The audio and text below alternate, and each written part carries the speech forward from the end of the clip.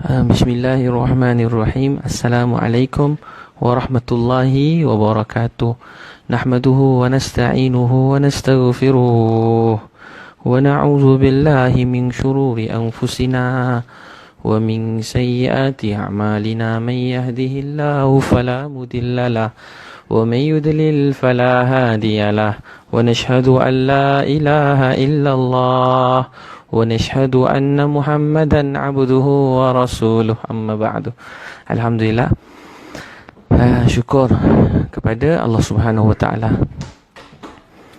Syukur kepada Allah kerana Allah sayangkan kita semua, Allah cinta kita semua. Kalau Allah tak sayang, tak cinta, tak kasih kita, Allah tak beri kita nikmat untuk mengenal dia. Tapi dia Allah sayang kita. Jadi walaupun keadaan hidup kita sekarang, walau apapun yang sedang datang dalam hidup kita, walau berat mana pun ujian yang menimpa, walau betapa hati kita sangat sedih, yakinlah satu perkara. Dan keyakinan pada perkara ni akan membuat hati kita rasa sangat bahagia, sangat tenang. Satu orang anak, contoh, dia kena marah dengan satu orang cikgu kesayangan dia. Satu orang pelajar kena marah dengan cikgu kesayangan dia. Bila kena marah dengan cikgu tadi, bila kena tegur, kena nasihat, kadang-kadang nasihat tu mungkin pedih, mungkin sakit, tapi dia tahu yang cikgu ni selalunya sayang dia. Dia tahu dia murid kesayangan. Semua orang tahu dia murid pelajar yang sangat disayangi oleh cikgu tadi. Jadi sekali-sekala cikgu ni tegur dia, nasihat dia, walaupun kadang-kadang agak keras, sangat tegas, tapi dia rasa seronok, bahagia. Begitu juga satu orang anak yang sangat disayangi oleh mak dia. Kalau mak-mak orang lain marah dia, cakap yang bukan-bukan pada dia, kalau orang lain cakap, dia rasa sedih. Tapi kalau mak dia yang buat, marah dia, walaupun berat, walaupun tegas, walaupun mungkin sakit, tapi dia rasa seronok, dia bahagia. Malah dia boleh dekat dengan mak dia tadi semakin rapat, semakin cinta. Sebab dia tahu yang tegur dia ni, yang nasihat dia, yang tegur dia, nasihat dia, sangat sayangkan dia. Mengetahui kita disayangi oleh orang yang kita sayangi, orang kita dicintai, ditegur oleh orang yang kita cintai, sayangi, kita tahu ditegur kita pun kerana cinta dan sayang, maka kita akan rasa seronok sebab kita sedar diri kita disayangi. Tuan-tuan dan puan sekalian, walau apa keadaan hidup kita, merasai yang kita disayangi oleh Allah, merasai yang kita disayangi oleh Allah ialah satu nikmat yang teramat besar.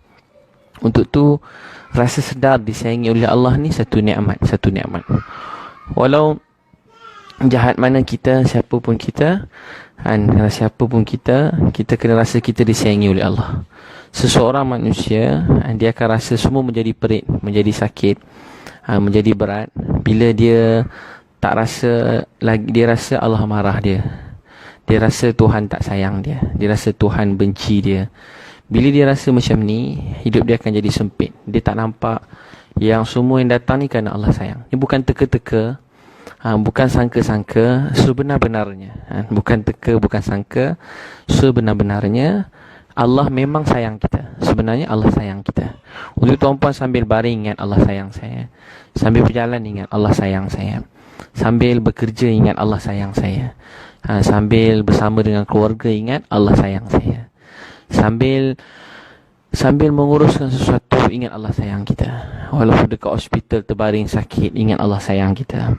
Walau kita tengah diuji dengan ujian yang sangat berat, kata jangan sedih, Allah sayang kita. Jadi orang tak rasa, pertama, manusia jadi gelisah, hidup dia sempit, rezeki dia semakin sempit, sebab dia tak rasa Allah sayang dia. Sempit atau lapang dunia ni bukan kerana dunia ni, bukan kerana rumah dia, bukan kerana kereta dia, bukan kerana pasangan dia cantik ke tidak, sempurna atau tak. Tapi luas atau kecilnya dunia ni terletak pada hati kita yang kecil ni. Kalau hati kita lapang, rasa tenang, seluruh dunia ni akan jadi rasa lapang. Kita akan rasa tenang. Dan Allah yang lapangkan hidup kita, dan Allah yang sempitkan hidup kita. Jadi selain daripada Allah, dia tak boleh sempitkan hidup kita, tak boleh sempitkan hidup kita. Selain daripada Allah, dia tak boleh buat duit kita kurang. Selain daripada Allah, dia tak boleh ambil rezeki kita. Selain daripada Allah, tak boleh hina kita. Selain daripada Allah, tak boleh buat apa-apa. Jadi jumpa siapa-siapa, jumpa anak-anak, beritahu kat anak-anak malam-malam ni, walau apa pun datanglah hidup dia, cakap Allah sayang dia. Sebelum tegur dia, sebelum nasihat dia, sebelum apa-apa pun tuan-puan rasa nak marah, kita manusia kan. Tapi beritahu dulu yang Allah sayang dia. Dan sudahi teguran kita dengan beritahu Allah sayang. Jadi tuan-puan semua yang dengar ni, dengan 1,000,000% saya yakin, bukan 1,000,000, kalau boleh 3,000,000% saya nak beritahu yang Allah sayang tuan-puan semua. Allah sayang tuan-puan semua. Allah sangat sayang kita. Kalau dia tak sayang kita, dia tak pilih kita untuk dengar nama Allah malam-malam ni. Kalau Allah tak sayang kita, kita pun tak diberi peluang lagi untuk hidup dan buat kebajikan, untuk buat kebaikan. Jadi saya ingat yang Allah sayang kita. Saya ingat Allah sayang kita. Saya ingat Allah sayang kita. Ni ubat yang sangat besar. Ubat bagi segala kesedihan, segala kesusahan. Ingat Allah sayang. Sangka Allah sayang. Allah sayang saya ni, Allah sayang saya. Saya seronok bila saya pernah tulis cerita pasal kereta. Kadang-kadang kena langgar, kadang begitu begini. Walaupun cerita-cerita, saya suka tengok orang lain pun berkongsi. Dia kata, Ustaz, berkongsi. Seorang kakak dia tulis baru dekat komen ni. Dia kata, Ustaz, tengah kereta saya dengan suami rosak. Suami saya kata kat saya, suami dia kata kat dia, Allah sayang kita. Allah sayang kita. Allah sayang kita. Lagi besar musibah Allah bagi, lagi besar rahmat Allah nak bagi. Lagi besar musibah, lagi besar kesusahan yang datang, lagi besar ujian yang datang, tu tanda Allah nak beri rahmat yang lagi besar. Lagi besar ujian, musibah, lagi besar rahmat Allah nak datang. Dia tu rupanya Ustaz, suami saya baca buku Ustaz saya beli letak bagi kat dia. Saya ingat dia tak baca. Dalam buku Isteriku Bidadari tu, saya ada tulis kisah tu. Dan saya ingat dia tak peduli saya tag dia, rupanya dia baca juga. Saya nak kongsi tuan-puan, rasa Allah sayang, rasa Allah cinta kita. Itu yang pertama. Manusia jadi sempit, susah, sakit hidup dia pertamanya sebab dia ingat Allah benci dia. Dia ingat Allah benci dia, Allah murka dengan dia. Dia sia-sia ingat Allah marah dia. Dia rasa Allah sia-siakan dia. Lagi teruk, dia kata Allah buat begitu begini pada hidup saya. Sebenarnya dia yang buat salah, tapi senang-senang disalahkan semuanya pada Allah SWT. Dia terlupa yang dah terjadi tu dah terjadi. Hidup kita ni dah terjadi.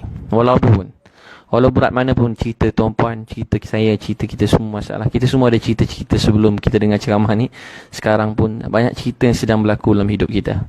Tapi besar mana pun cerita-cerita dalam hidup kita, semua yang berlaku telah berlaku. Semua yang berlaku telah berlaku. Semua yang dah berlaku ni dia dah berlaku. Untuk tu belajar ingat yang Allah sayang. Pergi mana-mana beritahu Allah sayang. Allah sayang kita. Ulang-ulang dalam Sahih Bukhari, kalau Allah bertindak kepada seorang hamba mengikut sangkaan mereka, aku, kata Allah, bertindak mengikut sangkaan hamba aku. Dan sangkaan ni ialah iman, keyakinan kita kepada Allah. Apa tu iman? Takut kepada Allah, rasa cinta kepada Allah, rasa sayang kepada Allah, rasa cinta sayang pada Allah. Saya ingat Allah sayang saya. Dalam Quran, innamal mu'minuna alladhina idza dzukirallahu wajilat qulubuhum wa iza tuliyat alaihim ayatuhu zadatuhum imana. Innamal mu'minuna alladzina idza dzukirallahu wajilat qulubuhum. Orang mukmin yang sebenarnya bila dengar nama Allah, wajilat qulubuhum, hati mereka gemetar. Kata ulama, gemetar bagaimana? Takut bagaimana pada Allah? Takut pada Allah macam sahabat dengar azan, lagi satu bata nak buat bangunan, terus tangguhkan, tinggal bata pergi masjid. Orang kata, kenapa tak siapkan dulu? Boleh je siap, Allah sekejap je boleh pergi masjid. Lepas tu dia kata, saya malu dengan Allah, nanti Allah tengok saya lebih utamakan bangunan bata ni lebih daripada Allah. Jadi orang dulu dia ada kebesaran Allah dalam hati dia, ada kebesaran Allah. Lagi satu bata nak letak, tinggal bangunan. Jadi takut pada Allah bukan macam takut dengan hantu. Takut dengan hantu orang lari, takut dengan harimau orang lari, takut dengan harimau, hantu orang lari. Takut pada Allah ni, dia takut yang penuh dengan rasa cinta. Kata ulama, antara takut dan harap. Antara takut dan harap. Kita takut Allah marah kita, tapi kita harap Allah sayang, cinta kita. Jadi saya ingat Allah sayang, Allah kasih kita. Dengan Al-Quran dibacakan, bertambah iman dalam diri dia, bertambah iman. Dengar Quran seronok, makin dengar Quran makin cinta. Dengar Quran makin menitik air mata, makin dengar Quran makin tenggelam dengan cinta kepada Allah. Cinta pada Allah. Rasa rindu pada Allah Subhanahu Wa Taala. Jadi tuan-tuan dan puan sekalian, saya ingat Allah sayang. Saya ingat Allah sayang kita. Saya ingat Allah sayang. Itu pertama sekali. Manusia sempit hidup sebab dia kata Allah marah dia, Allah benci dia, Allah tak suka dia. Allah, ustaz ni dosa saya banyak. Jumpa orang sakit, dosa banyak ustaz, tak berhenti Allah bagi habislah hidup saya. Saya kata dengan dia, tak bang, kalau Allah nak habiskan hidup kita dah lama habis. Kalau Allah nak habiskan hidup kita dah lama habis semua. Dia kata Allah marah, saya banyak buat dosa dulu. Saya kata bang, dosa dulu dah jadi dah pun. Kita sedih, kita menyesal. Tapi ingat, Allah bagi semua ni bukan sebab dia benci, tapi dia sayang. Sebab dia sayang. Dalam hadis Nabi, Allah beri sakit sebab Allah nak beri kedudukan yang tinggi dalam syurga.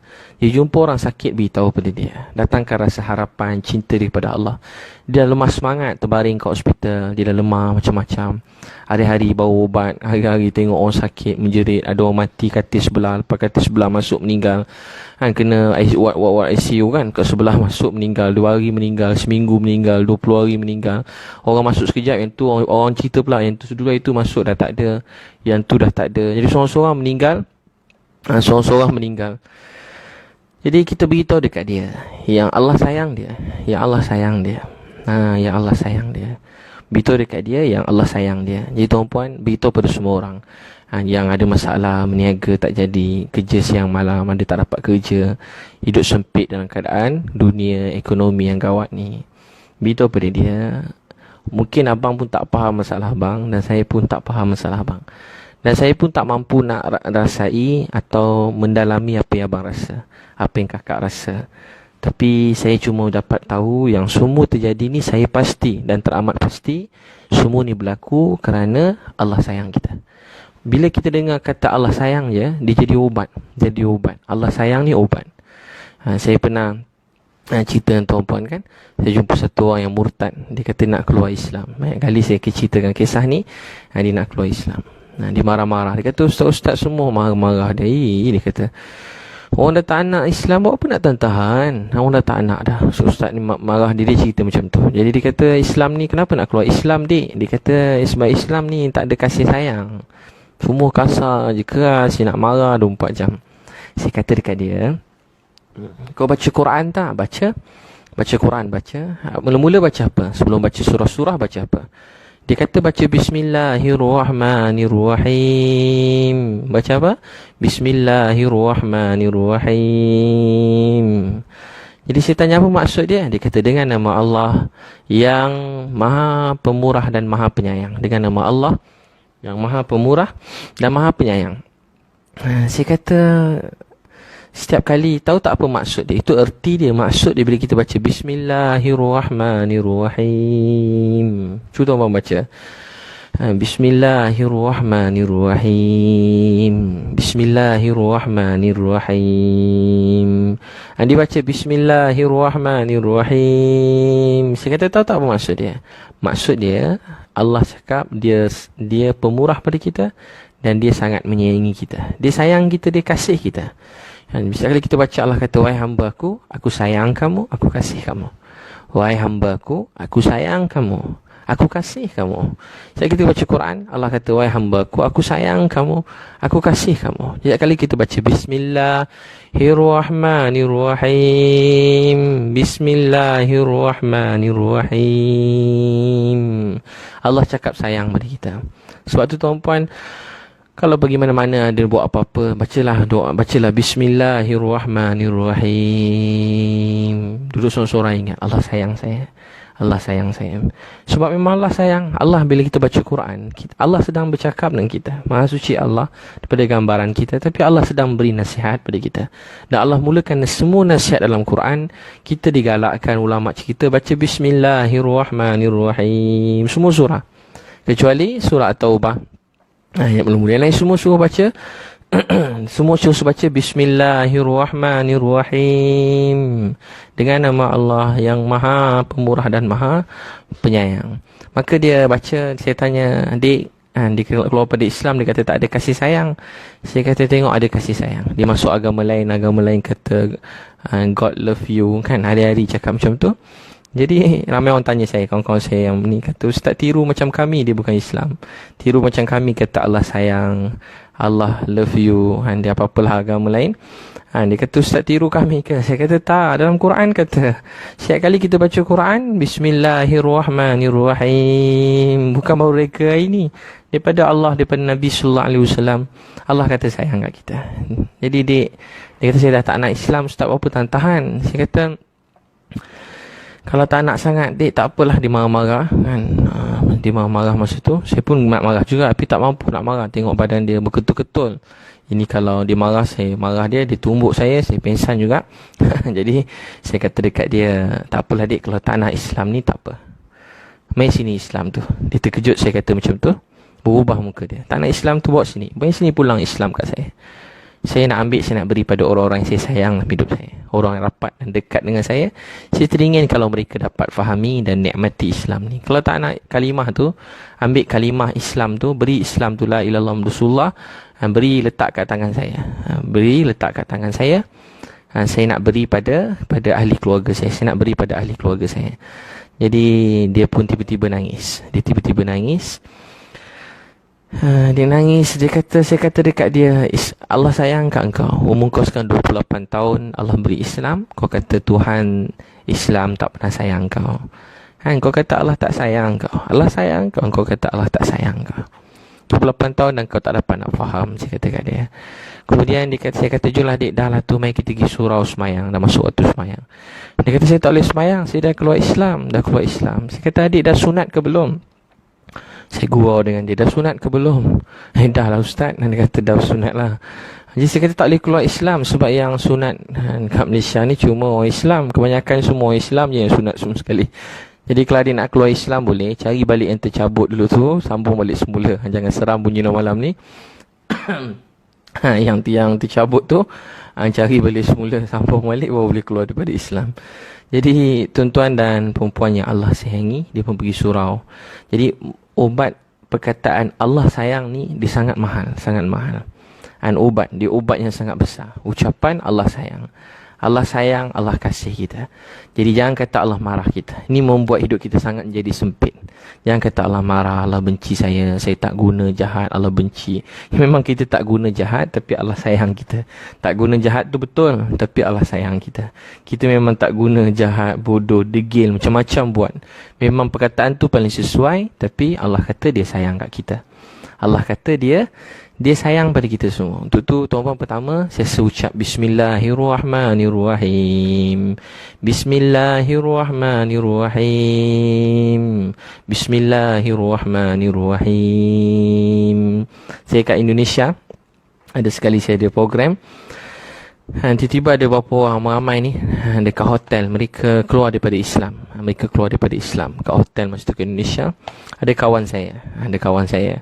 Dan saya tengoklah orang-orang Islam yang ada yang keluar daripada Islam, masuk agama lain. Dia orang tengah buat majlis dekat situ, rendam dalam air lah, apalah macam-macam agama lain. Dia orang mensucikan diri. Ya, saya tak kisah tu, saya tak nak sebut bab tu. Cuma saya nak sebut, saya jumpa beberapa orang. Bila saya jumpa beberapa orang, saya minta ketua agama tu bawa beberapa orang yang keluar pada Islam tu. Saya nak jumpa kawan saya nak jumpa. Yang pendakwah tu, pendakwah agama lain tu kawan saya. Jadi saya pun jumpa. Saya tanya dia 3 orang saya jumpa, "Kenapa nak keluar pada Islam?" Dia kata begitu, begini pasal Islam. Jadi saya kata dengan dia, pada dia, "Tak apalah, dek." Saya tahu kat cakap dia, "Tak apalah, dek. Ada seorang umur 30 lebih, 32. Saya kata, "Tak apalah, dek. Berapa umur? 32. Tak apa. Teruskan dengan agama kamu sekarang. Cuma saya nak pesan, rajin-rajin pergi tempat agama kamu, belajar. Dengar, jangan tinggal. Rajin membaca. Dan banyak doa kepada Tuhan yang satu. Minta kepada dia supaya dia tunjukkan jalan yang sebenar-benarnya. Minta dengan hati ikhlas. Kalau adik panjang umur, saya beritahu satu masa nanti, InsyaAllah adik akan kembali pada Islam. Sebab sesungguhnya raditu billahi rabba. Saya bergembira redha Allah Tuhan saya. Tiada Tuhan melainkan Allah. Islam agama saya. Nabi sallallahu alaihi wasallam Nabi Allah, pesuruh Allah. Untuk tu sentiasa Siasa baca. Saya beritahu dekat dia, suatu orang tu saya kata Allah sayang awak semua. Allah sayang 28 tahun, 32 tahun, 33 tahun. Allah sayang beri kamu suruh belajar Islam, tapi kamu tak dapat nak belajar Islam. Kamu tak dapat nak faham Islam. Jadi tuan-tuan dan perempuan yang Allah sayangi, kasih sekalian, belajar dalam hidup ni sentiasa ingat Allah sayang kita. InsyaAllah semua yang jadi ni semua cuma Allah sayang. Allah sayang. Jadi dia orang tadi masuk Islam, ada satu orang tu ikut. Jadi tuan-tuan saya pergi mana pun beritahu Allah sayang. Allah sayang. Jahat mana dia musnah hidup dia, kata Allah sayang dia. Dan Allah sayang, berkatan Allah sayang telah mengubah seluruh hidup kita hari ini. Bismillahirrahmanirrahim. Yang kata Allah marah, Allah benci. Kasih banyak cerita satu orang kat KL kerja JRO. Bukan JRO lah, buat bisnes, tapi kerja dia banyak jumpa besar-besar, Tan Sri, Datuk. Tan Sri Datuk banyak baik-baik. Ni Tan Sri Datuk yang kira tak berapa cemerlang sangat. Jadi semua ni dia pergi, dia buat ni presentation, lepas tu ikut ni orang ni. Jadi orang kaya, banyak rumah dia ada kat sekitar KLCC tu, banyak rumah dia ada. Dia cerita sendiri kat saya, banyak rumah dia dapat, macam-macam. Hidup satu orang duduk dengan sini. Saya ringkaskan.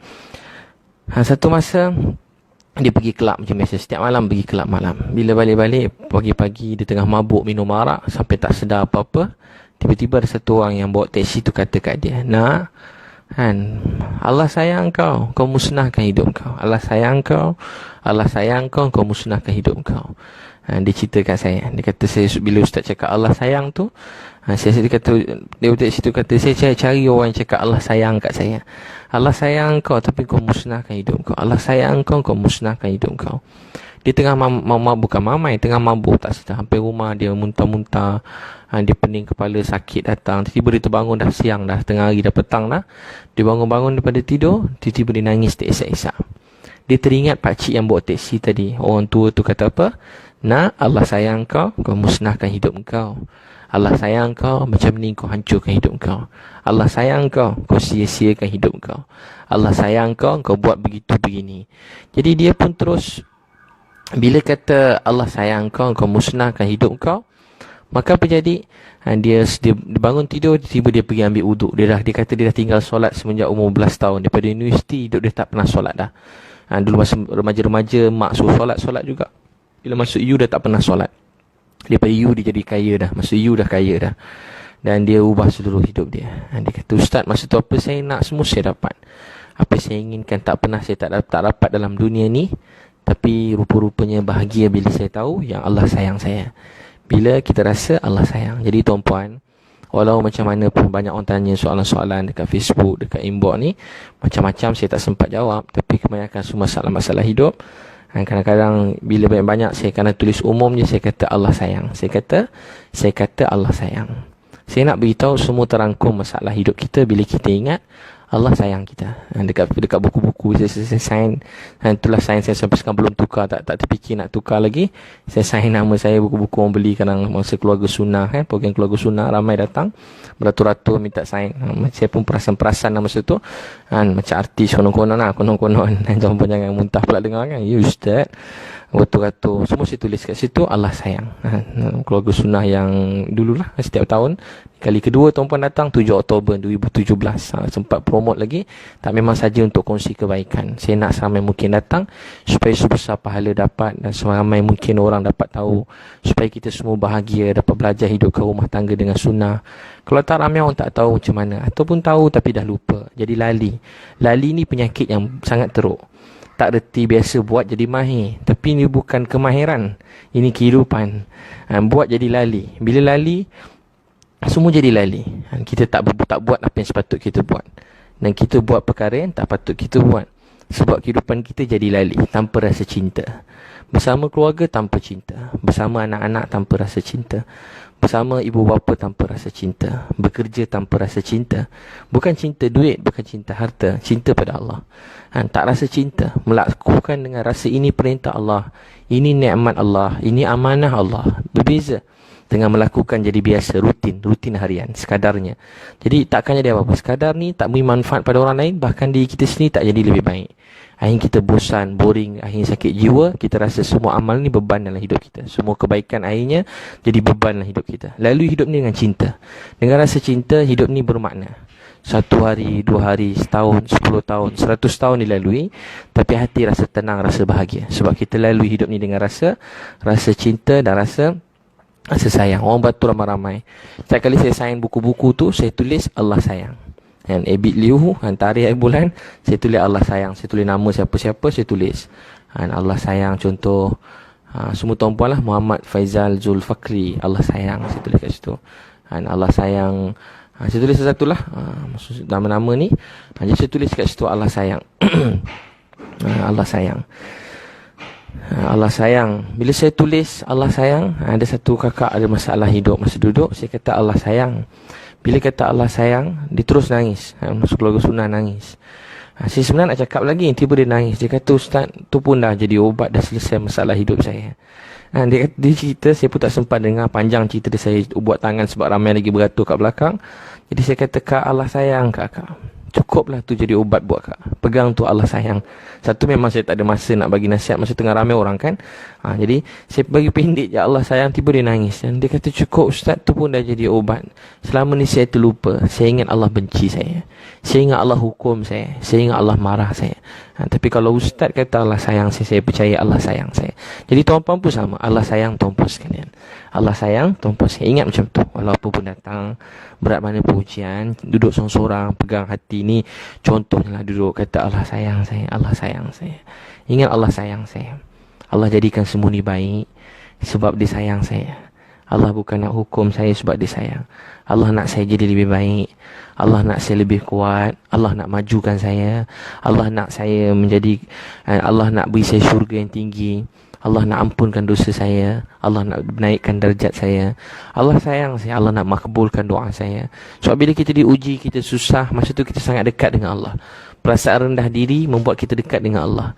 Perasaan tinggi diri, sombong, semua ni menjauhkan diri kita daripada Allah SWT.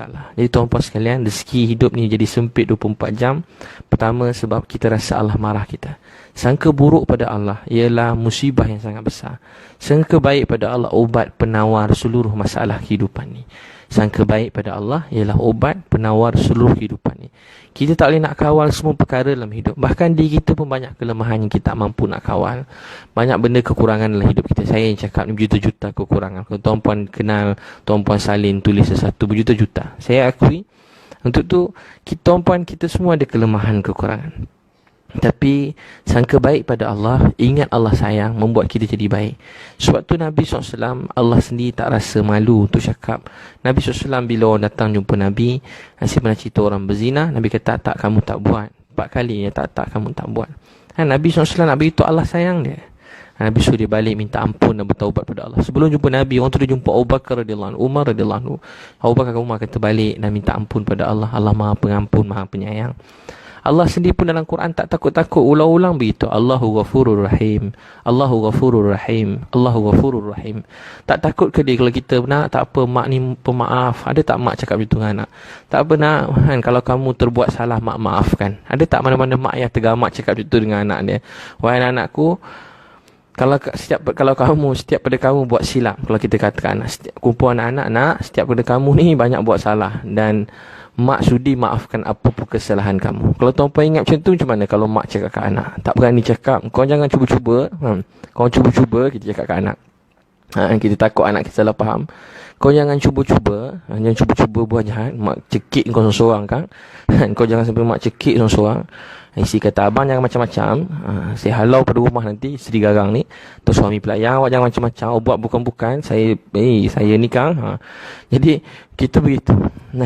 Tapi Allah ni Maha Penyayang. Dia kata, setiap anak Adam buat silap. Dalam hadis Nabi, yang terbaik yang minta ampun. Allah kata, wahai orang yang melampaui batas. Wahai orang yang paling jahat dalam dunia. Wahai orang yang paling teruk dalam dunia. Wahai orang yang paling orang yang berputus asa kepada diri mereka sendiri. Kata Allah, jangan kamu berputus asa daripada rahmat Allah. Wahai manusia yang paling jahat, paling teruk, paling zalim. Dan apapun dosa kesalahan kamu bukan begitu, Allah kata la taqnatu mir rahmatillah. La taqnatu mir rahmatillah. La taqnatu mir rahmatillah. Allah kata jangan kamu berputus asa daripada rahmat Allah. Orang paling jahat, paling lemah, paling banyak buat kesalahan pun Allah kata jangan kamu berputus asa daripada rahmat Allah. Nabi sampai ayat ni pada Wahsy yang bunuh pakcik kesayangan Nabi sallallahu alaihi wasallam macam sahabat. Itulah keluarga yang sangat akrab, sangat rapat. Orang yang mula-mula mati syahid berjuang. Tapi Nabi SAW dipanggil singa Allah Asadullah. Walaupun orang macam Hamzah radhiyallahu anhu sangat rapat dengan Nabi, ambil berat setiap hal Nabi SAW, sangat ambil berat hal Nabi SAW, 24 jam jaga Nabi, hikmat Nabi SAW. Tapi Nabi kata kepada Wahsy, la taqnatu min rahmatillah, sampai kepada dia ayat Quran, la taqnatu min rahmatillah, la taqnatu min rahmatillah, la taqnatu min rahmatillah. Jangan kamu putus asa daripada rahmat Allah. Jangan kamu putus asa daripada rahmat Allah. Saya pernah ada apa?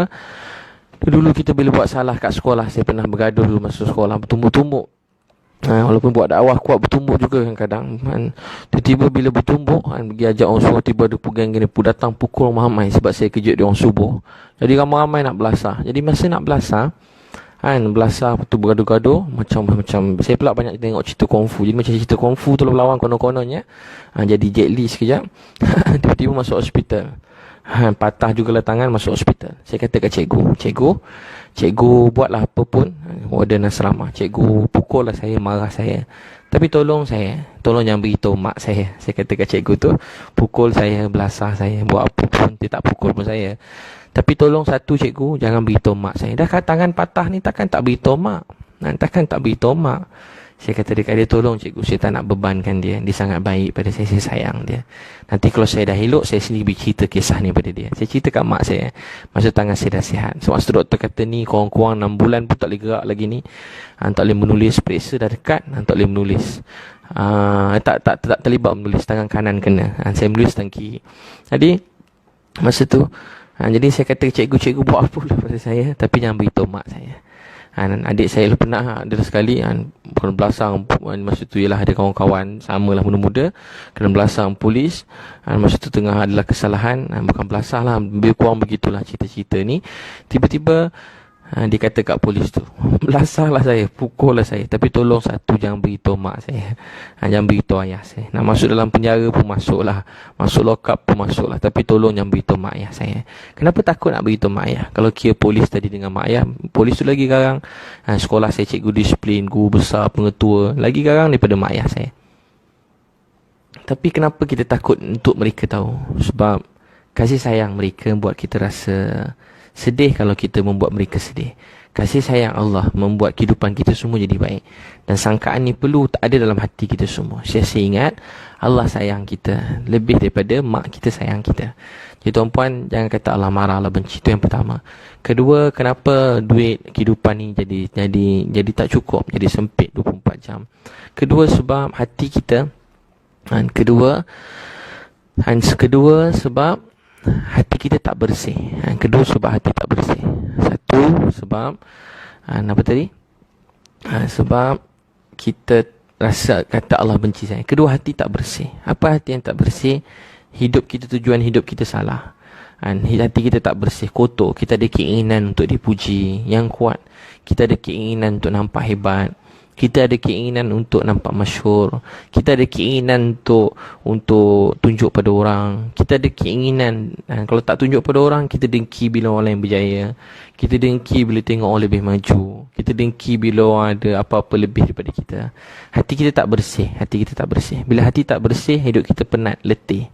Dan seluruh hidup kita memburu perkara yang tak pasti. Dalam kata lain, sebenarnya perkara yang tak betul dan tak tepat. Tak salah untuk jadi orang yang paling kaya dalam dunia, tak salah. Tak salah nak jadi orang paling terkenal dalam dunia. Jadi tak salah menjadi orang yang paling terkenal dalam dunia. Tak salah menjadi orang yang paling hebat dalam dunia. Tapi salah kalau itulah tujuan hidup kita. Kita semua ada keinginan tu. Tapi keinginan pertama dan utama yang mengalahkan semua keinginan yang lain, kita nak Allah sayang kita. Jangan ada keinginan untuk jadi masyhur, jadi hebat. Macam para sahabat radhiyallahu anhum, mereka cuma ingin Allah sayang. Mereka cuma nak Allah sayang. Mereka buat baik cuma nak Allah sayang. Dia tak nak tunjuk pada siapa-siapa pun. Dia cuma nak tunjuk pada Allah. Dia tak nak siapa-siapa pun dengar kebaikannya. Dia cuma nak Allah tahu kebaikan dia. Dia tak ada riak, tak ada sum'ah, tak ada takabur. Penyakit ni membuat hati kita jadi, badan kita lemah, otak jadi lemah. Orang tu dah hebat, paling kuat dalam dunia. Paling hebat.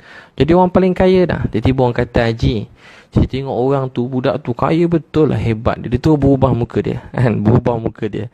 Sebab apa berubah muka dia? Sebab orang budak, anak dia ke keluarga dia, ataupun orang yang dekat dengan dia, mula kagum dengan orang lain selain daripada dia. Kagum orang lain selain daripada dia. Dia tu jadi berubah muka, masam, bergaduh. Lemah tak diri dia? Lemah. Tengah jalan-jalan saya selalu sebut, tengah jalan, cuma kerana cuma guard dia tiba jerit, jangan parking sini, pergi belakang, tinggi suara, muka dia tu berubah. Tu rasa macam nak meninggal lah. Rasa macam, ya Allah, kau ajar betul. Carut dalam kereta, marah, cakap bukan-bukan, macam-macam lah. Agaknya bagi hamun bukan-bukan, cakap yang salah. Anak isteri dengar. Cuma kerana satu orang guard cuma angkat tangan, halau dia. Dia tu mengamuk, hilang pedoman dia, hilang akhlak dia. So, kenapa? Kerana keinginan untuk mendapat pujian, penghargaan orang. Untuk tu, saya ingat, kita hidup bukan untuk pujian orang, penghargaan orang. Kita tak nak siapa-siapa hormat kita. Kita tak kisah orang nak hormat ke tak hormat, tu bukan tujuan hidup kita. Tujuan hidup kita untuk Allah sayang. Tujuan hidup kita untuk Allah sayang. Kita tak perlukan pujian orang, tak perlukan penghargaan orang. Kita tak rasa lemah kalau tiba-tiba orang kutuk kita, hina kita, maki hamun kita. Kita tak lemah. Kita akan terus buat baik. Kita tahu kita tak baik, tapi kita terus berusaha untuk membuat kebaikan untuk Allah sayang saya. Kita buat baik, orang tak nampak, tak apa. Sebab nak bagi pahala pada kita, orang ke siapa? Yang bagi kita pahala Allah. Yang boleh beri kita kaya, orang ke Allah? Allah yang boleh bagi. Yang boleh bagi kita senang, orang ke Allah? Allah yang boleh bagi. Orang tu kencing berak dia pun Allah urus. Kenapa kita nak jadi lemah? Kerana dia hina kita. Orang kata, dia tu, kerana dia buat mulut dia tu je kita rasa, orang ni, kan? Kita kata geram kat dia. Dan kita pula rasa macam, tengok orang ni kang. Jadi hidup kita jadi lemah. Jadi tak apa, dia pun berhajat pada Allah. Dia pun sedang diuji. Semoga dia selamat dengan ujian ni. Dan kita pun sedang diuji. Dia diuji dengan kelemahan kita mungkin, keburukan kita, atau dia diuji dengan sakit hatinya daripada kita. Dia sedang diuji. Semoga dia berjaya dengan ujian dia. Kita doakan dia berjaya dengan ujian dia. Dan kita juga sedang diuji. Kita sedang diuji bagaimana menangani sifat orang yang buruk pada kita. Bagaimana melihat apa yang terjadi ni daripada orang ke daripada Allah. Semua apa yang terjadi daripada Allah. Daripada Allah. Allah dah tentukan ada kebaikan. Kita bagi pinjam ke orang, hutang, orang tak bayar, kita sampai mati berdendam dengan dia. Kita ada hak untuk tuntut hutang. Tuan-puan nak dakwa ke buat apa benda prosedur kat ni, boleh dapat duit tuan-puan buat, tak salah. Usaha ikhtiar tak salah. Tapi siang malam membenci dia, siang malam menyebut nama dia. Habis seluruh hidup kita berdendam dengan seseorang. Habis hidup kita berdendam dengan seseorang. Nama dia menjadi zikir dalam hidup kita. Menjadi zikir dalam hidup kita. Macam satu orang alim kata, bila orang dengki, orang kata kita, tu sebenarnya satu kurnia Allah. Tu tanda tuan-puan sedang maju dalam hidup ni. Tuan-puan mula dilihat. Tuan-puan mula dilihat. Nampak. Orang nampak. Nampak orang buat mulut macam tu kan. Kan kalau orang benci, dengki kat orang kan, mulut gitu kan ke atas. Kenapa ke atas? Sebab tuan-puan lagi tinggi daripada dia. Tu anggapan saya lah. Buat gitu kan. Tu tanda kita lebih tinggi daripada dia. Lebih berjaya, lebih mulia. Jadi kenapa kita nak rasa marah pada orang? Ini kehidupan orang keji kata kita tak rasa hina. Saya cakap ni, kita pasti rasa, tapi kita ubati dengan hati kita dengan kata, ni semua baik. Semua telah ditakdirkan oleh Allah dalam hidup saya. Semua telah ditakdirkan oleh Allah dalam hidup saya. Itu semua telah ditakdirkan oleh Allah dalam hidup saya. Sa'ad Abi Waqqas radhiyallahu anhu, Nabi SAW kata, yang duduk ni jap lagi ahli syurga. Dia lambat duduk majlis. Kalau kita yang duduk lambat ni memang setan. Kalau kita kan, kau duduk lambat, tapi dia datang duduk lambat. Nabi kata yang lambat ni ahli syurga. Sahabat yang dengar kata apa? Allah, baiknya orang ni. Kalau kita macam mana kalau dengar bos puji orang lain, orang ustaz puji pelajar lambat? Mesti budak ni bodek, ustaz kuat ni. Ini mesti tak ada lain ni. Nabi, kalau orang tu tengah buat kelemahan, kesilapan, Nabi terus datang kebaikan mereka. Itu sifat Nabi SAW. Dia benar-benar manusia yang mulia. Kita kalau dah marah orang, ada sejuta baik, satu buruk kita dengar, sampai mati kita orang tanya, yang mana? Ustaz yang mana? Yang tu? Ataupun Artis yang mana? Yang itu dia tu, yang cerai tu kan. Yang cerai tu orang semua ingat, tapi orang tak ingat atau apa-apa orang alim tadi atau ni. Siapa-siapalah ada kebaikan yang berjuta-juta, satu buruk dia sampai dia mati, sampai dia pencen. Keburukan tu lah orang jaja siang dan malam. Keburukan tu orang jaja. Siapa tu orang kata, oh, dia tu dulu ada buat ni. Kita sebutlah apa buruk dia. Bila saya sebut je buruk tu, kalau contoh saya sebut apa-apa buruk tu, tuan-puan pun boleh dah kait dah siapa, orang mana, siapa, duduk mana, orang mana, ni orang terkenal mana, pelakon mana. Terus teringat. Teruk tak kita? Kita suka ingat buruk orang lain. Tanda hati kita ni kotor. Orang yang selalu mencari baik orang, dia kata dia macam lebah. Dia pergi sama mana-mana, dia kumpul madu, ikut dia punya ratu madu tu nak. Ratu dia nak apa, raja dia nak apa. Jadilah madu yang hebat, madu yang sedap. Dalam Quran cerita pasal madu, pasal lebah ni, kumpulkan jadi madu yang baik. Tapi semua kena ikut arahan, tak boleh salah. Kalau salah nanti madu tu jadi tak betul. Cari madu, cari kebaikan, cari manisan di seluruh dunia dikumpulkan jadi madu yang kita makan jadi obat. Juta-juta kebaikan dalam obat. Madu tadi, minuman madu kan. Tapi tuan-puan sekalian, ada orang dia jadi macam sejenis binatang kan, yang haram tu, yang haram kan. Macam mana binatang tu? Dia kalau pergi kebun pun, saya sebut babi ni, kalau dia pergi kebun pun, babi ni dia tak cari bunga. Dia gali pokok tu, dia cari, agaknya begitu saya dengar ustaz cerita, dia gali, dia cari najis. Tu perangai orang-orang yang hati dia busuk, kotor. Tentu kita istighfar pada Allah kalau kita ada hati macam tu. Dalam masjid, masuk je masjid, nampak berjuta keburukan dalam masjid. Bukan masjid tu yang buruk, hati kita yang tak cukup baik, tak nampak baiknya dalam masjid. Sampai jalan je nampak buruk orang. Semayang sebelah orang, setiap kali semayang nampak berilmu dah ni semayang, tapi tengok orang sebelah, astagfirullah, semayang tak sah. Yang kiri pun tak sah, astagfirullah. Semayang berdendam, marah orang sebelah, marah orang sini, marah imam. Teruk ni, ilmu tinggi tapi tak ada sifat akhlak, tak ada hidayat, tak ada. Sepanjang semayang masalah, astagfirullah, salah orang sebelah ni, sesat cara ni. Takkan semayang sesat, dia cuma mungkin kurang ilmu, kurang tahu. Sesat orang sebelah. Tengah semayang geram dengan budak menjerit kat belakang kan, astagfirullah, habis je semayang ni, aku kerat budak ni kan. Aku kerat budak ni. Dan patut kita nangis, istighfar. Dengan budak nangis terus ingat apa? Ya Allah, ampun dosa aku. Kenapalah? Sahabat dulu Abdullah bin Zubair, anak menantu Abu Bakar Siddiq radhiyallahu anhu. Dia kata apa pada orang keliling? Kamu semua boleh berbual-bual dan terus bercakap. Saya memang betul-betul ni tak kisah, sebab saya tak akan dengar apa kamu semua cakap. Sayyidina Ali bila solat, panah dekat kaki, orang tarik panah tu, dia tanya, kamu datang nak cabut panah yang masa perang tadi? Dia kata, kami dah cabut. Dia tak perasan orang tarik panah dekat kaki dia. Abdullah bin Zubair tengah solat, ada berlaku runtuhan dekat masjid. Bila berlaku runtuhan, ada sikit runtuhan, ada serpihan macam pecah, kena termasuk dekat leher dia. Dia tak berhenti solat, dia tak perasan pun serpihan tu kat leher dia. Kita bukan serpihan, langau satu je kita macam, ya Allah, langau ni time ni lah kau main kat hidung aku kan, time ni lah kau Jadi manusia jadi macam lebah, cari baik orang. Akhlak ni, kata Maulana Ahmad Lat, masa dia datang Malaysia, Maulana Ahmad Lat kata, akhlak ni mencari baik dalam buruk orang yang banyak. Tu akhlak, mencari baik dalam buruk orang yang banyak. Maulana Ahmad Lat, satu alim besar, kata, dia kata mencari baik dalam buruk orang yang banyak tu akhlak. Mencari, semua orang kata dia buruk, tak guna, tapi kita kata dia kalau jadi baik, juta-juta kali lebih baik dan menjadi asbab hidayah buat semua manusia. Siapa yang nak dakwah kongsi gelap, dakwah kelak-kelak malam, dakwah pelacur-pelacur, dakwah JRO, siapa yang nak dakwah apa orang yang habiskan hidup, siapa nak dakwah dia? Kita yang ustaz-ustaz nak pergi cari, memang tak ada dah kan? Nak masuk orang tengok pun dah cabut lari. Jadi orang macam ni, kalau dia ada berkawan-kawan, orang ni akan dakwah. Tuan-puan tengok orang keliling macam-macam, ketua-ketua bangsa agama, bangsa lain. Tengok kita dakwah dia, kesian dia. Tengok dia, ya Allah beri hidayah kat dia, kesian dia. Tengok Donald Trump, ya Allah kesian dia, beri hidayah. Tuan-puan berjuang lah apa pun, tapi dalam hati malam-malam doa, ya Allah berilah Donald Trump ni hidayah. Beri dia hidayah, kesian dia. Sian dia hidup puluh tahun maka rezeki Allah, tapi belum kenal Allah Tuhan dia. Jadi doa, nangis tu dia, kesian dia malam-malam. Kalau dia dapat hidayah, bayangkan banyak kebaikan, hidayah akan datang pada orang mereka seluruh dunia. Allah Maha Kuasa, dia tak perlukan siapa-siapa. Kita buat semua hanya untuk kebaikan. Allah tak perlukan siapa-siapa untuk hidupkan agama. Jadi tuan pastikan kita mesti memiliki hati yang bersih. Kata Maulana Maklat baru ni, dia kata antara sifat dalam diri sahabat yang mesti ada pada semua sahabat Nabi, Yang ada pada semua sahabat Nabi ialah hati yang bersih. Hati yang bersih. Hati mereka benar-benar bersih.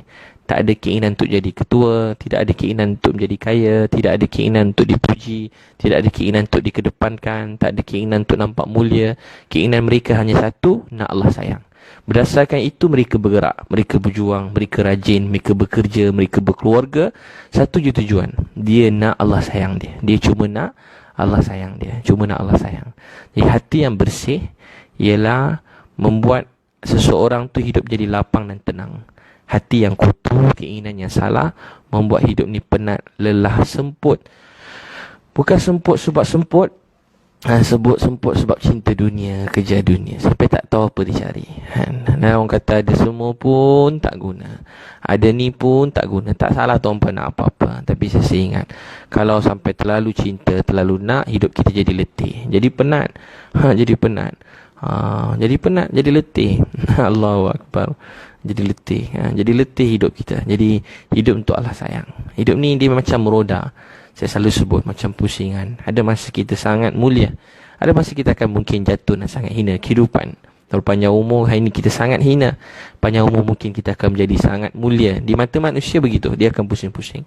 Tapi yang penting apa pandangan Allah kepada kita. Hidupnya ada masa kita paling kaya, ada masa orang paling kaya orang lain dah.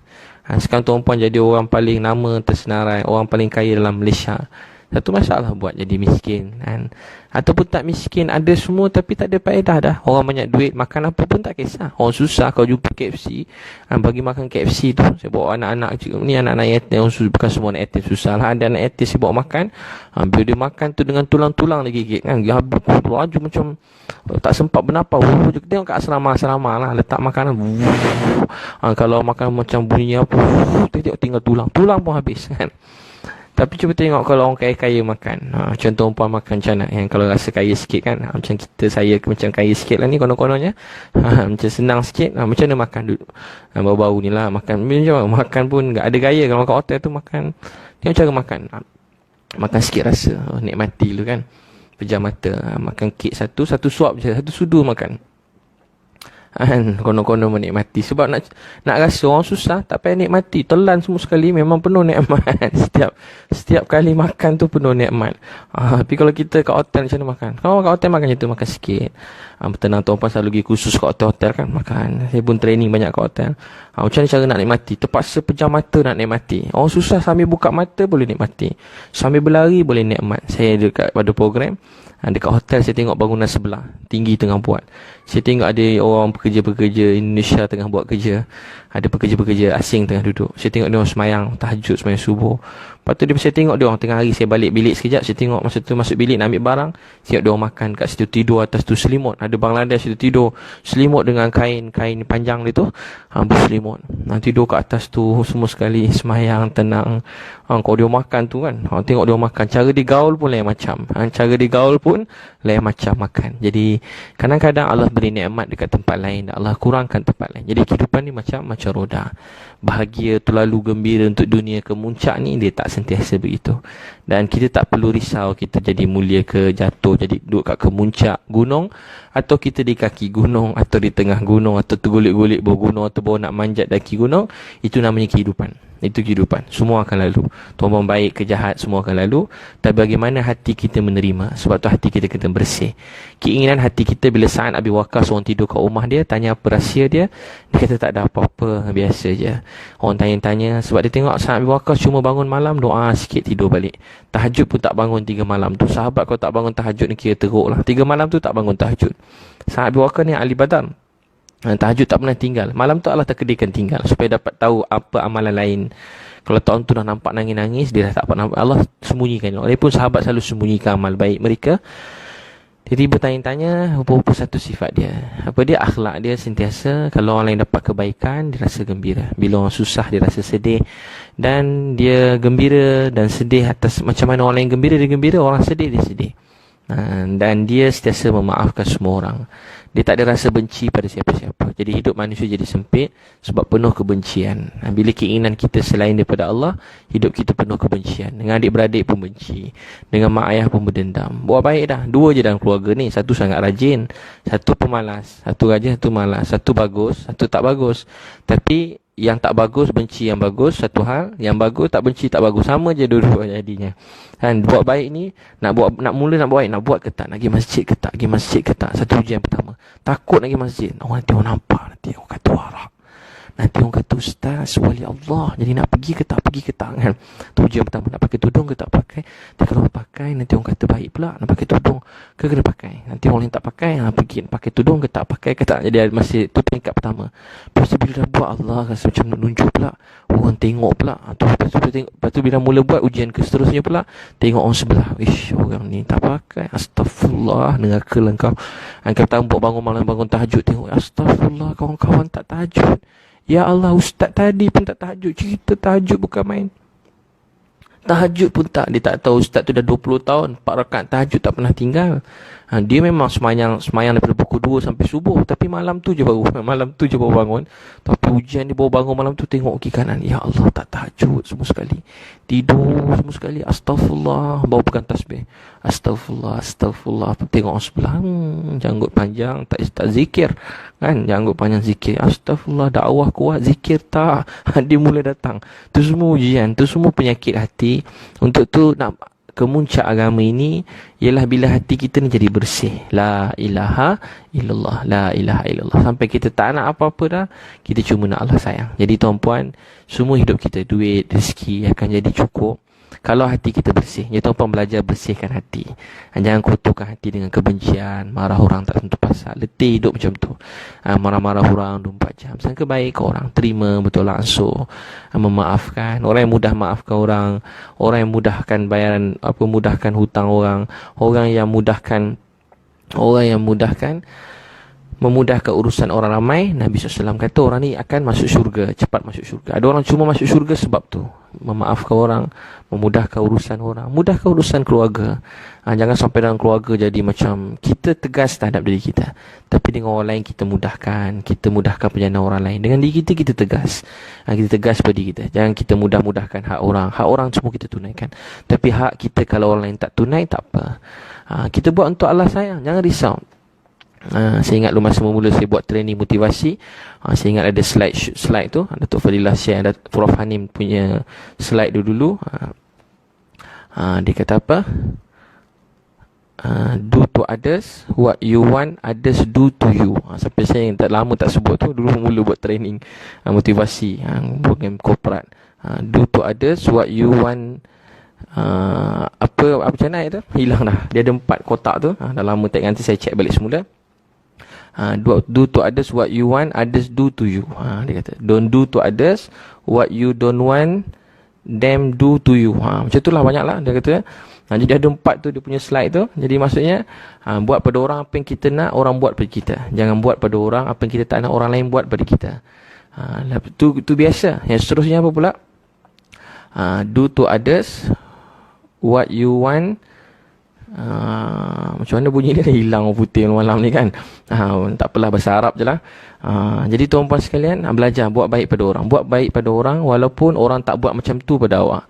Buat pada orang apa yang orang lain, apa yang kita nak orang buat pada kita, walaupun mereka tak buat pada kita. Faham ke? Saya pun dah tak faham dah. Jadi tuan-tuan dan puan sekalian, apa yang kita beri kita dapat. Bila kita memberi, kita pasti menerima. Bila kita memberi, kita pasti menerima. Bila kita memberi, kita pasti menerima. Apa yang kita tak dapat daripada orang lain mencerminkan apa yang kita tidak beri pada orang lain. Jadi hidup jadi mudah. Jadi sebab tu dunia ni cermin diri kita. Jadi tuan-puan sekalian, bersihkan hati, insya-Allah hidup kita tenang, bahagia. Jangan bersangka-sangka. Bersangka-sangka ni bisikan syaitan. Bersangka-sangka, sangka. Betulkan hati kita. Kalau dalam hadis kata, kalau pekerja kita buat salah, kita sediakan 70 sebab untuk memberi maaf pada dia. Dalam hadis, kalau orang buat salah, sediakan 70 sebab untuk dia. Maksudnya ialah kita ringankan untuk dia. Jangan cari 70 sebab untuk kita tumbuk muka dia kan. Isteri buat salah. Kenapa isteri tak senyum kat saya? Kenapa tak senyum? Aku fikir mungkin tak senyum sebab dia duit kurang bagi katnya. Sebab agaknya dia seorang buat kerja rumah. Dia tak tahu kita punca nak meninggal kerja. Nampak 2 sebab nak tumbuk isteri dia. Buat dia nak marah isteri. Mungkin sebab Sebab ada benda janji tak tunai kot. Itu kelah kenapa benda pula nak mama marah, ingat dia seorang, mungkin dia fikir, mungkin kawan-kawan dia semua hasut dia. Jadi semua tu merosakkan. Lepas tu kita fikir, oh mungkin dia penat je, dia letih, seorang-seorang kat rumah tak ada kawan, dia masam muka tu supaya pergi picit kaki dia. Berbual, yang mai sini abang picit kaki awak ni, sian awak penat. Tak apalah bang, tak nak lah. Nak picit pun tak jadi marah. Tak, memang picit je. Picit. Isteri pun sama macam Khadijah kan, tengok Nabi balik penat berdakwah, terus pergi selimutkan dia. Tak tanya, abang kalau kita tak balik-balik pergi dakwah lama-lama, balik-balik nak masam-masam nangis-nangis. Khadijah pergi ambil selimutkan Nabi sallallahu alaihi wasallam. Jadi tuan-tuan sekalian, yang pertama tadi kita apa saya pula dah lupa. Yang pertama apa tuan-puan? Cuba tuan-puan tulis. Apa yang pertama? Malam-malam ni. Yang kedua tadi. Yang kedua apa hilang dah. Nampak sangat dah penat dah tu. Yang pertama, cuba tuan-puan tulis. Apa yang pertama? Kongsikan pada yang baru dengar, baru datang ni. Yang kedua, supaya hati kita kena bersih. Hidup jadi sempit sebab hati kita salah. Ingin pujian orang, penghargaan orang, ingin dihargai, ingin dapat balasan. Itu yang kedua. Hati bersih. Nak kita nak hati bersih. Pertama, sebab kita kata Allah benci saya, Allah marah saya. Jadi tukar dua tu. Cukuplah dua dulu sebab dah malam. Cukuplah dua sebab dah malam. Yang ketiga saya nak sebut sebenarnya, hidup kita jadi sempit, semuanya tak cukup sebab kita tak solat. Kalau tak solat memang semuanya sempit. Sebab dia macam kain buruk, Allah campak pada kita. Macam kain buruk, Allah campak pada kita. Macam kain buruk, Allah campak. Ambil, Allah campak kat muka kita. Jadi tuan-tuan dan puan-puan, kita berusaha baiki diri untuk Allah sayang. Jadi mudah-mudahan Allah SWT terima kita, kasih kita semua. Jadi insyaAllah tuan-puan jemput datang keluarga sunnah. Dan program Prokit, saya buat program jelajah sekolah. Boleh jemput pergi sekolah-sekolah untuk guru-guru, mak ayah, pelajar. Ada buku saya tulis RM25 separuh hari, RM35 kalau sehari. Satu buku tentang motivasi pelajar. Boleh buat untuk peringkat sekolah. Nak tu boleh jemput 017 3666 848. Untuk buku-buku boleh mesej 013 2984 984. Tuan-puan semua memang lahir kat Amerika semua ni kan. Canggih-canggih ni. Bulat api, what you give you get back. Tu lagi canggih. Itu yang paling terkenal lah. Paling terkenal sekali tu. Masya Allah. Mudah-mudahan Allah SWT terima. Jadi kita buat pada orang, buat baik, tapi kita tak harapkan daripada dia. Kita cuma nak balasan daripada Allah. Tu ikhlas. Kalau buat baik pada orang, tuan-puan contohlah meniaga, bagi orang barang-barang makan percuma. Hari ni bagi makan percuma. Ataupun kalau restoran lah, ataupun bagi barang percuma kat orang. Tiba-tiba esok orang tak beli, orang tak peduli lepas tu. Penat je kita belanja tak. Kita belanja orang, niat Allah sayang, dapat pahala. Duit tak dapat, Allah sayang. Nanti Allah beri rezeki jalan lain. Bukan daripada mereka, tapi jalan lain. Walaupun tuan-puan buat marketing begitu begini, tapi jangan niat untuk marketing tu, niat untuk Allah sayang. Jadi orang Islam buat apa pun tak rugi. Tak dapat dunia, akhirat. Macam tu. Jangan kata letih, saya penat dah siang malam. Ya Allah, letih. Apa pun tak dapat. Contoh tuan-puan dengan ceramah ni, ustaz tadi cerita bab ni, letih je dengar tak dapat. Tuan-puan dengar dapat dengan nama Allah ni pun dah untung, bahagia dah, rasa seronok. Jangan rasa sedih, jangan rasa kecil hati. Jangan rasa sedih, jangan rasa kecil hati. Jadi mudah-mudahan Allah SWT sayang kita semua. Tuan-puan tanya soalan, boleh tanya satu dua, saya boleh jawab lagi. Ada masa lagi ni, belum pukul 12 pun, tapi tak sampai pukul 12 kot. Tuan boleh tanya soalan satu dua. Mudah-mudahan Allah SWT terima. Inna nazrina, buat baik berpada-pada, buat jahat jangan sekali. Buat baik berpada-pada, buat jahat jangan sekali. Berpada-pada tu maksudnya buatlah sebanyak mungkin. Boleh macam tu. Pandai tafsir sendiri ni. Apa lagi, Masya Allah. Mia Abdul Hamid, what goes around comes around. Macam tu bunyi dia. Saya kalau orang putih ni, dia biasalah, yang pada kecil cakap orang putih kat rumah. Cina kan cakap orang putih, tapi lah Cina ni tak apa pandai sangat ni. Masya Allah, moga Allah sayang semua. Saya cuma tahu karte marna hai, marte karna hai. Saya ingat saya ceramah kat Pakistan, orang bangun je tu ceramah. Allah Rabbul Izzat ni, bahasa tu boleh lah. Karam kia, fazal kia, sari kisari umat ko, Allah ki khalifah banaya, और उजुपा सल्लल्लाहु अलैहि वसल्लम की नाइब है और कुरान की वारिस है. ये वजह से bukan salah siaran ni, betul ni. Ye wajah se Allah ki khalifah. Semua orang kat dalam dunia ni Khalifah Allah. Uzupak SAW ki naib hai, Quran ki waris hai. Ye wajah se puri umat ko zumindari hai. Tak betul ke tidak tak tahulah. Asmanu ko Allah ni banaya, Allah kesiwa ko banani walanahi. Mula ceramah kat Pakistan setengah tempat dia ustaz saya ajar cakap macam tu lah. Allah Rahim Karim dia jadikan setiap daripada kita khalifah Allah. Naib pen Nabi sallallahu alaihi wasallam, waris pada Quran. Kerana hubungan ini kita semua dimuliakan oleh Allah. Lebih kurang begitulah. Asmanuko Allah ni banaya, Allah kesiwaku banane walanahi. Zaminuko Allah ni banaya, jistara chizoni hali Allah hai, istara halat hi khali bi Allah hai. Kushi Allah dete hai, Allah kesiwaku dane walanahi. Ram Allah dete hai, sab kush Allah dete hai. Lebih kurang begitu. Samjhe bhai? Nahi samjhe. Nak mutajim. Jadi dia kata langit Allah yang cipta. Tiada siapa boleh cipta langit melainkan Allah. Bumi Allah yang cipta. Tiada siapa boleh cipta bumi melainkan Allah. Jistara chizuni hali Allah hai, sitara halat hi hali bi Allah hai. Semua benda Allah cipta. Keadaan pun Allah cipta. Kushi Allah dete hai. Gembira Allah yang cipta. Gam Allah dete hai. Kabi kushi kabi gam. Kadang-kadang gembira, kabi kushi, kadang gembira, kabi gam, kadang sedih. Kushi Allah dete hai. Gembira Allah cipta. Tak ada siapa boleh cipta gembira melainkan Allah. Yang jadikan rasa gembira tu Allah.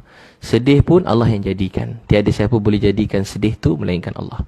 Bila dia beri seorang gembira, tak ada siapa boleh sedihkan hati dia. Suatu dunia nak satu orang gembira, Allah nak sedihkan, dia pasti sedih. Satu dunia nak sedihkan satu orang, nak bagi dia betul-betul sedih, Allah nak bahagiakan dia, dia tetap bahagia. Yang boleh beri bahagia hanyalah Allah.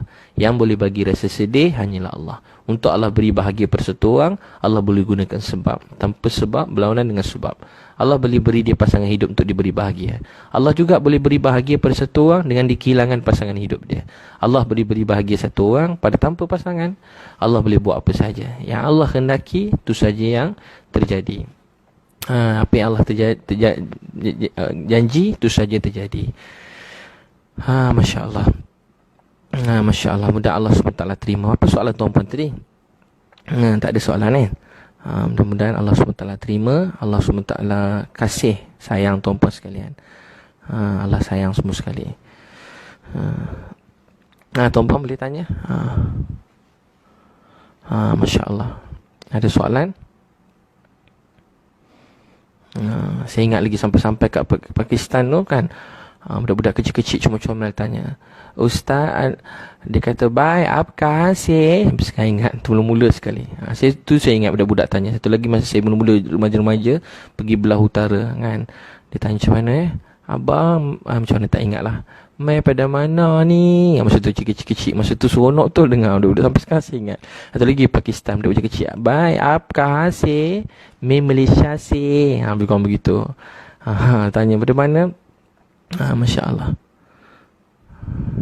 Paling best sekali dia tanya, apkah jara heho. Tu yang paling pening sekali.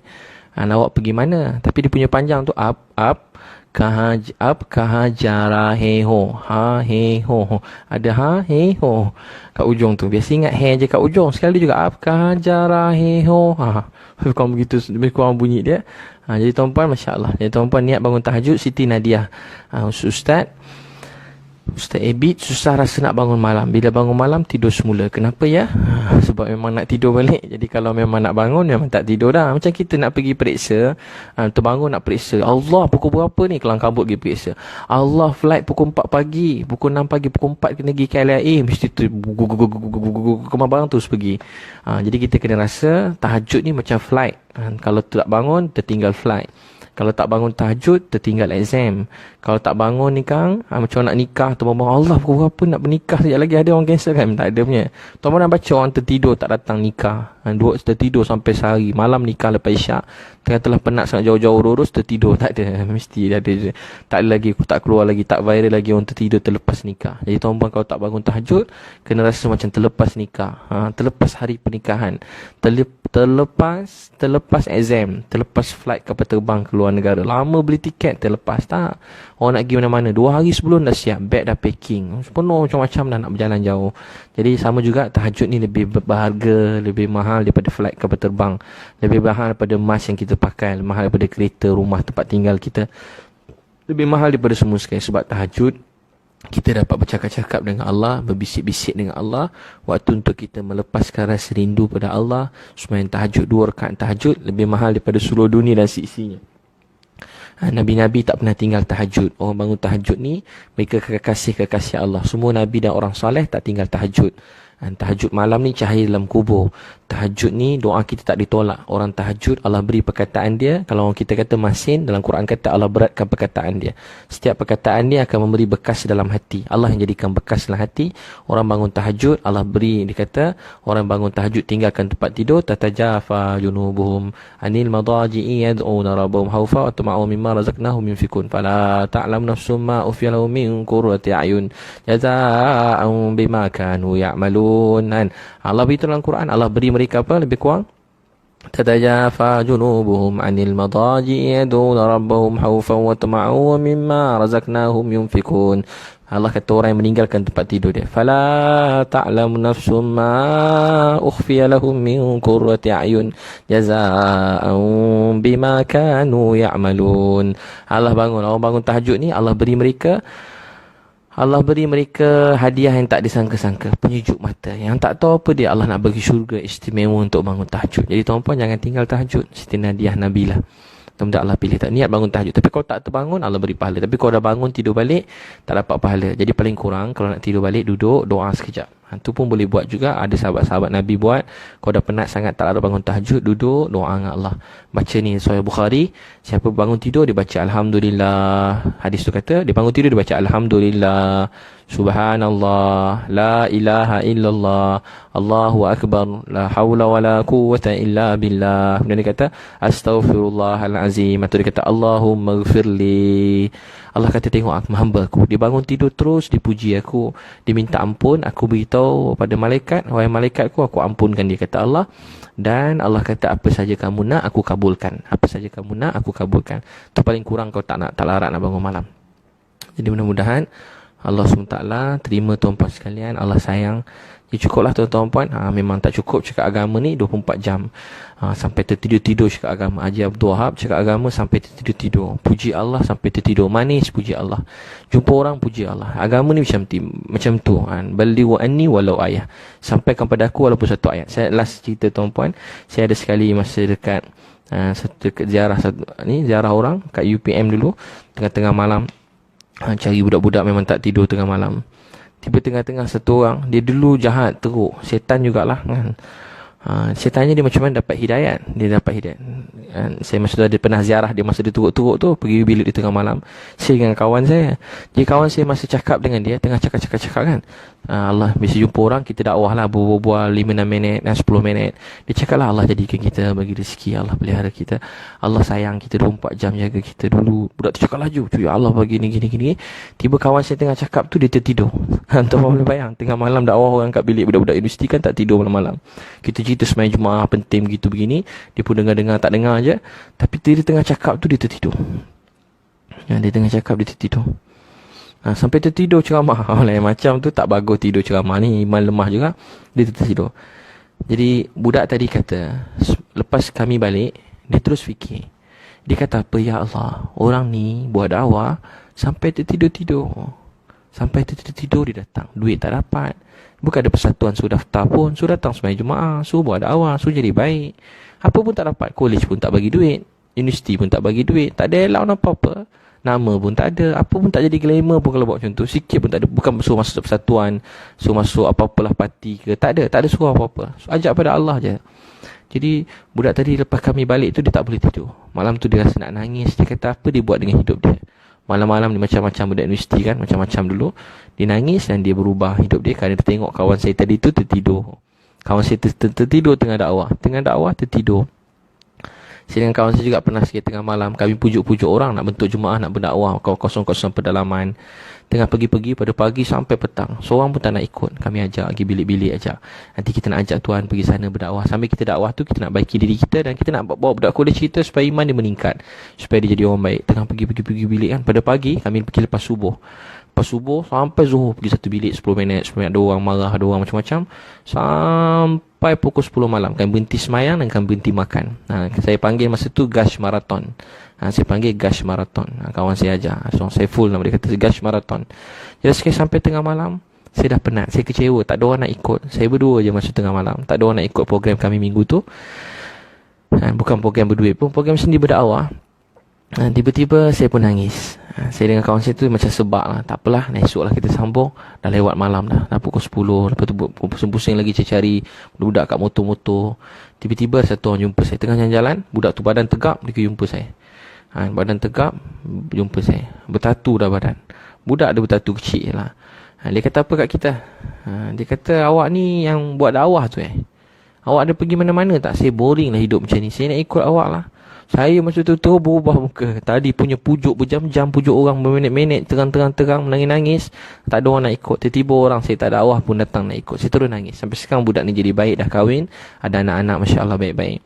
Jadi dia dah berubah, hidupan dia berubah. Jadi macam orang alim ustaz tengah malam. Baru saya tahu, bila kita buat dakwah sampai letih, kita bangun buat dakwah sampai letih, kita nasihat orang sampai pengsan, sampai tertidur, kita buat macam tu saja je sebab nak tunjuk ke Allah. Ya Allah, saya buat ni sampai letih, sampai penat, sampai pengsan. Saya cuma nak engkau sayang saya. Saya cuma nak engkau sayang saya. Walau apa pun jadi, saya cuma nak engkau sayang saya. Macam tu kita buat. Kita bukan nak tunjuk ke orang, kita buat saja. Macam kita tiba-tiba nak surprisekan isteri kita, nak surprisekan keluarga, pun untuk Allah sayang, bukan untuk nak apa-apa daripada dia. Dia dah isteri kita. Kalau kita tak buat baik pun dia isteri kita, tapi kita buat surprise kepada dia supaya Allah sayang, supaya dia bahagia daripada dia anak kita dengan Islam. Contohnya, kita buat baik pada orang, ziarah orang. Orang tak tahu tak apa, tak ada orang tahu pun tak apa. Cukup kita dengan Allah tahu apa yang kita buat. Tak semua orang faham, tak semua orang tahu. Tu tuan-puan kan tengok orang tak boleh faham, jangan kata dia. Tuan-puan tengok siapa-siapa. Sebab tu saya kalau tengok orang buat dakwah, mana-mana alim ulama, apa pun dibuat kan dia cakap tersalah atau sebagainya, ada orang fitnah begitu begini, saya tak campur urusan-urusan orang buat dakwah ni. Saya tak berani nak keji mana-mana orang buat dakwah, pergi pintu-pintu. Saya nak ajuk-ajuk mereka pun tak sampai hati. Kadang macam-macam budak-budak jahat buat dakwah muda-muda. Saya tahu di sebalik dia tersimpan banyak hidayah untuk orang lain. Esok orang-orang ni dakwah anak-anak saya, keluarga saya, keturunan saya. Jadi jangan pandang rendah pada orang. Jangan pandang rendah. Semalam saya jumpa satu orang dekat Ampang, orang Australia, di tentera. Dia masuk datang Malaysia umur 30, dia masuk Islam. Sebab ada jemaah tabligh daripada South Africa datang. Datang pada ke Malaysia dekat tahun 74. Jumpa dia, cakap-cakap dia terus nak masuk Islam dan bawa dia pergi India belajar agama. Sampai ke India nak belajar solat semua sekali. Sampai sekarang dia jumpa saya semalam, 8 orang anak. 8 orang anak semua baik-baik. Bayangkan satu orang Australia yang sangat kuat dengan agama dia, dan dia masuk Islam dekat Malaysia. Sebab apa? Sebab ada satu jemaah dakwah datang. Orang kampung pun tak terima. Dulu kan tak terima, halau pada masjid pada ni. Tapi rupanya sebab orang ni, orang Australia sampai sekarang Islam. Orang Australia ni sampai sekarang Islam. Dia pergi ikut jemaah tu 4 bulan ke India masa tu. Sampai sekarang orang tu Islam. Jadi setiap orang, setiap badan dakwah, setiap orang Islam ni dia bertanggungjawab untuk buat dakwah. Kita hargai kebaikan semua orang. Hargai sebalik mereka tersimpan berjuta-juta hidayah untuk manusia lain. Jangan pandang rendah pada mana-mana orang. Mungkin dia cakap tak sempurna, ada kelemahan, doakan dia. Kita sebuah keluarga. Kelemahan kita sama-sama bangunkan, kita doakan. Jadi mudah-mudahan Allah SWT terima. Allah sayang kita semua. Wabillahi taufik. Zulia Hafidah, Ustaz doakan anak saya menduduki SMU tu apa?